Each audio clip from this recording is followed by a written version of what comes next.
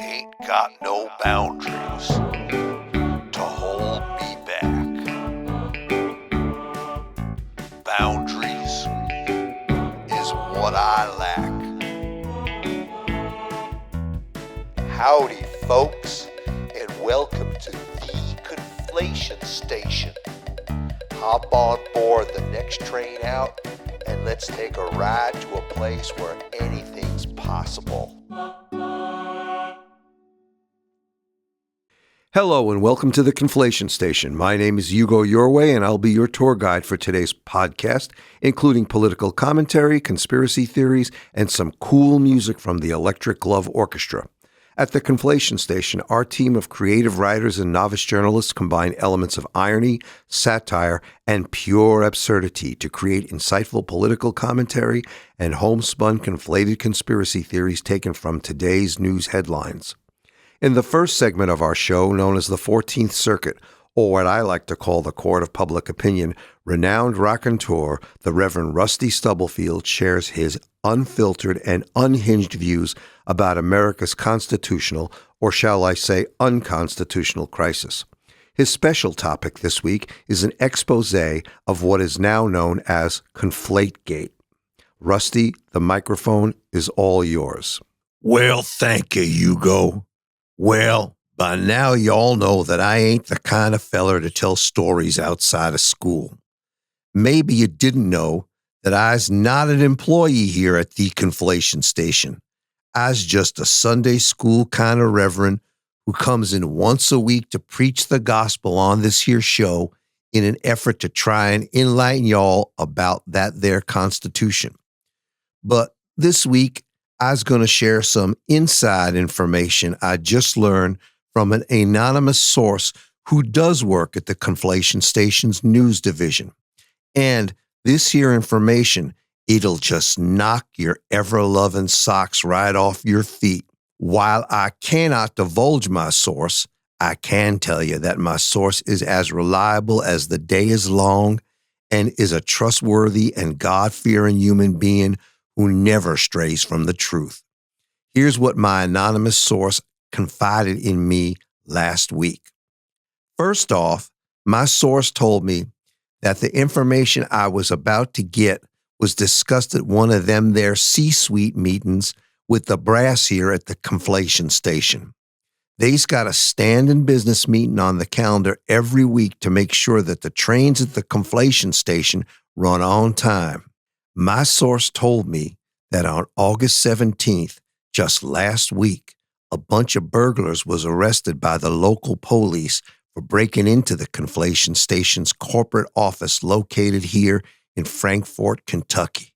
This was no ordinary robbery because them there burglars turned out to be FBI agents connected to the Department of Justice and come to find out was working under the direction of that there Attorney General, Miss Pamela Bondi.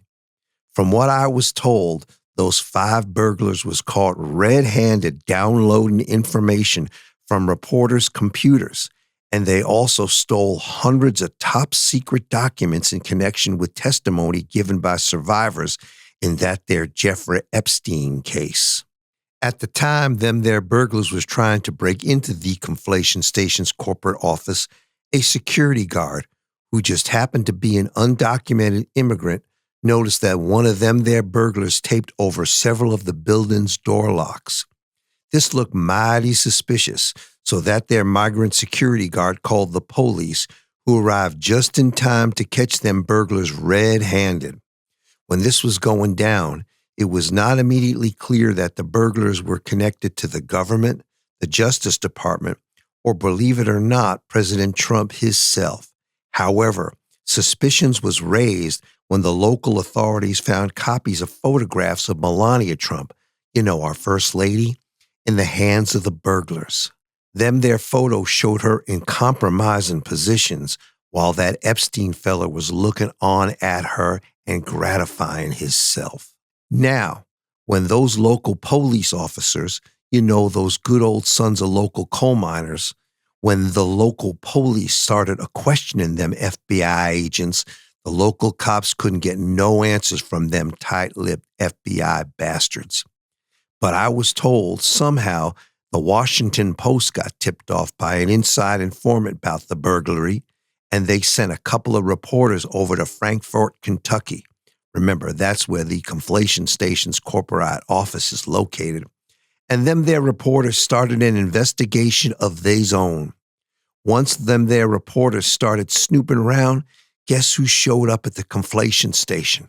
None other than Attorney General Pam Bondi, and her panties was all in an uproar. It was told to me that their Bondi woman started taking some mighty aggressive steps to cover up what them FBI agents did on August 17th. And this is where the cover-up, now called Conflategate, came to be. As hard as them their reporters from the Post tried, they couldn't get no answers from Bondi. So they went back to Washington, D.C. to talk to that there head of the FBI himself, Kash Patel. My source said that Patel wouldn't cooperate neither. The person who was giving me all this dirt reckoned that the reason everyone was covering up was because the documents the FBI agents was looking for directly linked that President Trump feller to the sex trafficking ring that Jeffrey Epstein was conducting. And that there Trump feller, there was no way he wanted that information made public. Now, while that there Trump feller maintains that he ended his relationship with that Epstein feller cause, in Trump's words, Epstein done stole an underage girl that worked for him at his Mar-a-Lago massage parlor, Trump swears that he had nothing to do with the sex trafficking ring or had any knowledge or involvement in the break-in at the Conflation Station.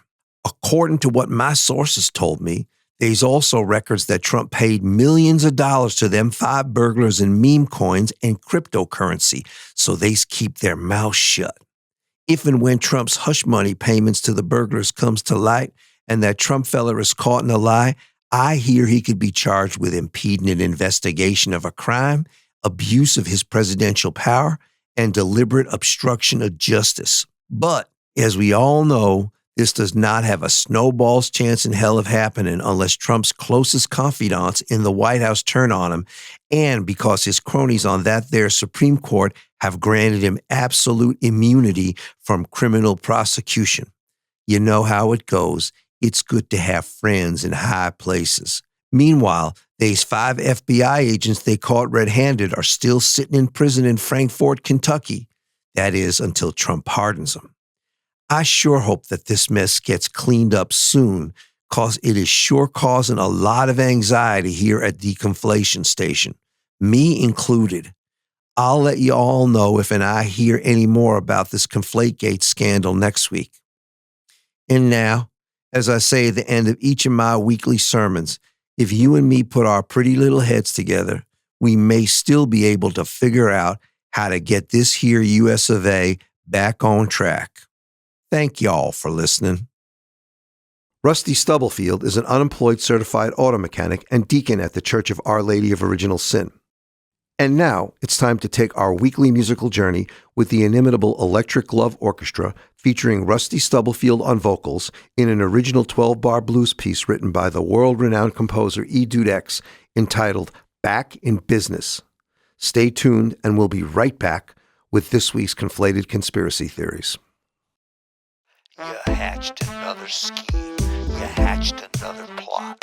If money's what you want, you ain't getting what I got. Money? Yeah, money. Keep your hands off what's not yours. Yeah. You think you're back in business, but now's your time to mop my floors. Hey, yo, listen, it's going down just like this.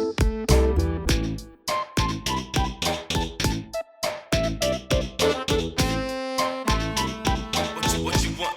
Bling, bling.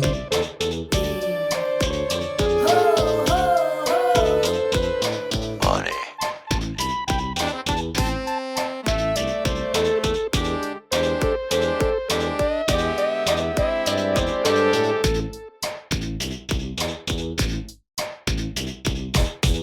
Thank you, Rusty, E. Dude X, and the Electric Love Orchestra for creating that masterpiece, available online at Bearberry Path Music. In our next segment of the podcast, we'll be sharing various homegrown conspiracy theories that have been developed by our staff of creative writers and novice journalists who believe first and foremost that at the Conflation Station, anything is possible. We invite you, our listeners, to share your own homegrown conspiracy theories by sending an email to bearberrypathmusic, one word, @gmail.com. That's bearberrypathmusic, one word, @gmail.com, and place the words conspiracy theory in the subject line. We would love to hear from you, our listeners. Today, we will be turning our attention to stories about American culture and patriotism. Our lead story focuses on President Trump's plan to review exhibits at the Smithsonian Institute. Ahead of the 250th celebration of America's birthday next year, Trump has made it clear that he wants all exhibits at the Smithsonian purged of any and all negative or unpatriotic content. Trump's order has curators at the museum in a dither, and they are scrambling to figure out what stays and what goes. At a press conference last week, Trump said, quote, "I want to put my own personal stamp and viewpoint of how U.S. history is being portrayed at the Smithsonian. Americans will no longer have to suffer standing in long lines and paying high admission prices to see exhibits put together by woke leftist radicals who hate America." Trump will begin his assault on history at the Air and Space Museum. Trump said, quote, "First things first, we will have a team of National Guard members. You know they're already occupying the Capitol. We'll have a team of National Guard and FBI agents dismantle the Apollo 11 exhibit. Everyone knows that the moon landing in 1969 was a hoax," end quote. Trump recounted a story he heard that Neil Armstrong was the first man who set foot on the moon, that Armstrong on his deathbed disavowed that the moon landing ever took place, saying, quote, "I have never been to the moon. Truth be told, I have never even been to Disney World. The moon landing was all made up so the fake news media could boost its sagging late-night TV ratings," end quote. Armstrong's statement was also corroborated by former Tonight Show host Johnny Carson. Carson, while laying comatose on his deathbed, said, quote, "Armstrong was always a little headstrong, but when it comes to astronaut stuff, I believe him," end quote. Trump added that in 1989, he met Apollo 11 co-pilot Buzz Aldrin at Jeffrey Epstein's island, and that Aldrin told him, unbeknownst to Trump, the entire moon event was staged at Trump's Doral golf course. Aldrin said, quote, "We played 9 holes of golf, and then we hooked up with some teenage girls for a slumber party at the Doral Country Club later that night," end quote. Trump said that next on his hit list would be the Holocaust Museum. In an interview with Sean Hannity on the Fox News Network, Trump said, quote, "Everyone knows the Holocaust was a hoax. I have great respect for Adolf Hitler and just don't believe he would have exterminated 6 million Jews just like that." Stephen Miller, Trump's propaganda minister, echoed Trump's sentiments. Last on Trump's shortlist will be the Smithsonian's National Museum of African American History and Culture. Trump said, quote, "On my watch as president, there will be no mention that slavery ever existed in the United States. And if it did, slavery actually benefited the slaves. It gave them good jobs, free housing, and right off the bat, a free transatlantic cruise from Africa to America.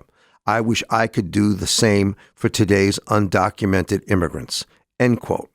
Trump went on to say that it was his predecessor, former Barack Obama, who made sure that the National Museum of African American History and Culture was built.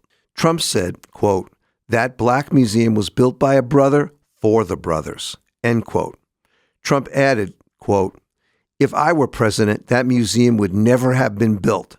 Barack Hussein Obama was not even a citizen, and he spent hundreds of millions of white taxpayer dollars on it. He shouldn't have built that museum, let alone serve as president of the United States. And Martin Luther King Jr. should have never received a Nobel Peace Prize for inciting blacks in the South to riot. If I don't get the Nobel Peace Prize for allowing Putin to continue to massacre innocent Ukrainians, there will be serious consequences," end quote. And now it's time to take another short musical break to listen to another original piece composed by E. Dudex and performed by Rusty Stubblefield and the Electric Love Orchestra, entitled "Whose Shadow?" Stay tuned, and we'll be right back with another conflated conspiracy theory. I'm shadowing you. You're shadowing me? Whose shadow do you want to be?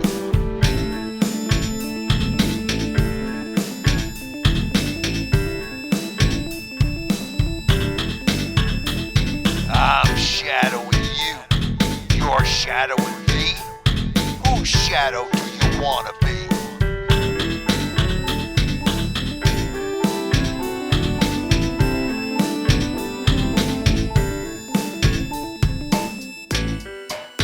Whose shadow? Whose shadow? Whose shadow? Whose shadow? Whose shadow? Whose shadow? Whose shadow? Whose shadow? Thank you, boys and girls. Wonderful, wonderful, wonderful. Remember, the Electric Love Orchestra's complete catalog is available online at Bearberry Path Music. Our next story focuses on this year's Kennedy Awards Center recipients. When President Trump took office in January 2025, he immediately dismantled the existing board of directors at the Kennedy Center and installed himself as the board's chairman. At the time, the Conflation Station's team of novice journalists were among the first to report Trump's hostile takeover. In his choices for this year's Kennedy Center Awards, Trump, true to form, has once again placed his own stamp of approval on who is in and who is out. This is all part of Trump's continuing war on woke culture in America. In a brief statement issued by White House Press Secretary Caroline Leavitt, she wrote, quote, "President Trump is sick and tired of radical left liberals defining American culture. He thinks Taylor Swift and her Swiftie followers would be better served if they joined the MAGA movement and started listening to the Village People. President Trump is committed to making the arts great again." End quote. Trump added, quote, "If I were president at the time Paul Simon and Led Zeppelin were honored by the Kennedy Center, it never would have happened." End quote. Contrary to Trump's statement, this week our team learned from anonymous sources with close ties to the Oval Office that Paul Simon's Me and Julio Down by the Schoolyard and Led Zeppelin's Whole Lotta Love appear on President Trump's Apple playlist. Our staff also confirmed that Trump was blasting Whole Lotta Love over the car stereo when President Putin joined him for a joyride in the Beast upon departing the tarmac en route to the Peace Summit talks in Alaska last week. This year, Sylvester Stallone, the rock band Kiss, George Strait, Gloria Gaynor, and Michael Crawford will all be honored as inductees to the Kennedy Center. Trump said, quote, "These people are great Americans. Take Sylvester Stallone, for example. As Rocky, he kicked the crap out of black people and Russians in the boxing ring. As Rambo, he fought in Southeast Asia and, unlike Senator John McCain, wasn't captured. And last but not least, he was also Judge Dredd. I should have appointed him Director of Homeland Security." End quote. As for George Strait being honored, Trump said, quote, "He's straight, not gay. Honoring a straight guy and not some LGBTQ weirdo will sure send a strong message to those radical liberals in our great country. Need I say more? Oh, and by the way, those Kiss guys will also be getting the award. I've always loved their weird costumes. On Halloween in 1989, I remember I had Rudy Giuliani dress up in one of their Kiss costumes and tongue kiss me in my right ear. It was the same ear that took the bullet when they tried to assassinate me." End quote. As for Michael Crawford and Gloria Gaynor being honored by the Kennedy Center, Trump said, quote, "Michael Crawford isn't even an American. But who cares? Neither was Barack Hussein Obama when he was elected president. And Gloria Gaynor, she checks off 2 boxes, black and a woman." End quote. Trump indicated that although this year's Kennedy Center competition was tough, next year's competition might be even tougher. According to sources close to Trump, next year's nominees will include Larry the Cable Guy, Jerry Springer, Sean P. Diddy Combs, Gene the Dancing Machine from the 1970s Gong Show, Ernest P. Worrell, Roseanne Barr, Omarosa, and last but not least, Stormy Daniels. Well, we've reached our destination. We'll be back next week to pick you up for yet another journey to and from the Conflation Station.